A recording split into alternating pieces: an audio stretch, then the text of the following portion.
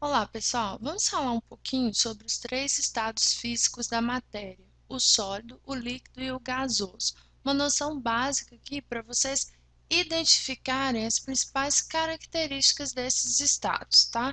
Pensarem em como as substâncias se comportam em cada uma dessas condições físicas, no estado sólido, líquido ou gasoso. Eu tenho aqui três sistemas diferentes e imagine que cada bolinha amarela é a molécula de uma substância qualquer, tá? Imagine aí qualquer tipo de substância.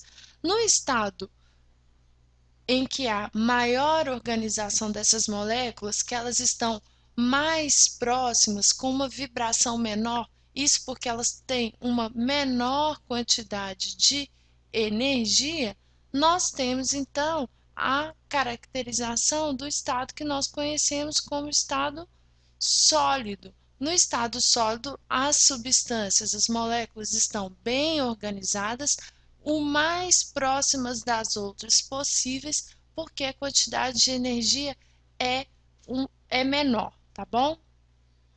Aqui a vibração das moléculas, das partículas, é baixa devido então à quantidade de energia. No estado sólido, é um pouco difícil comprimir. Imagine que eu exerça uma força aqui comprimindo esse sistema, tá? Imagine que eu exerça aqui uma força de compressão.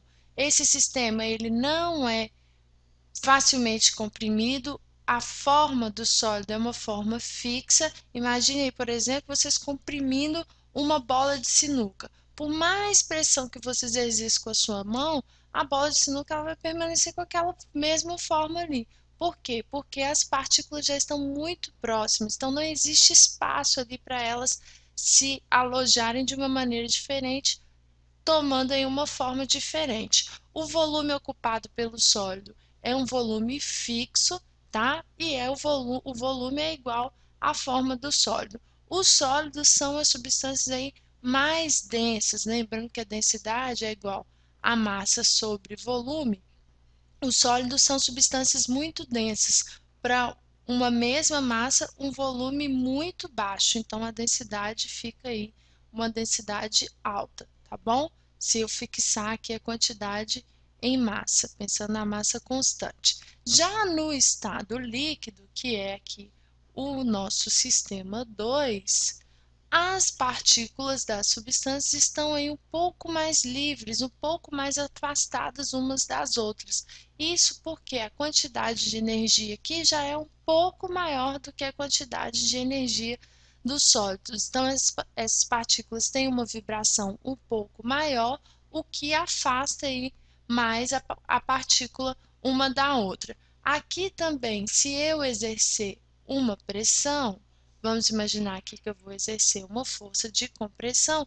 Como existe espaço entre as partículas, espaço vazio, quando eu comprimir, eu vou conseguir aproximar ainda um pouquinho mais uma partícula da outra. Ou seja, o líquido já é um pouco mais,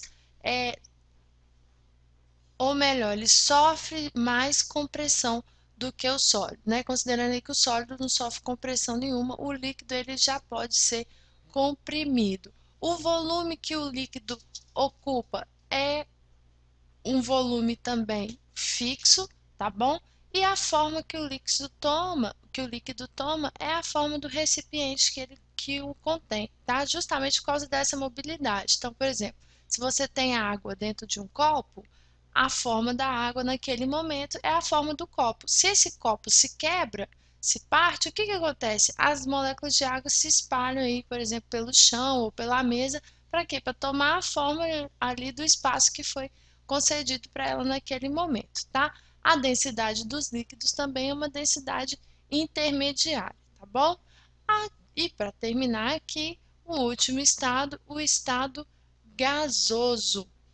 No estado gasoso, as partículas elas têm uma grande quantidade de energia, ou seja, a vibração dessas partículas é muito grande, o que faz com que elas estejam o máximo afastadas possível, tá? A interferência de uma partícula na outra é mínima, justamente porque elas estão muito afastadas. A quantidade de espaços vazios aqui é muito grande. Se a quantidade de espaço vazio é grande, quando eu comprimo um sistema formado por ar, a compressão ela é muito efetiva, as partículas podem se aproximar muito, então eu consigo comprimir muito um sistema que contém ar, tá?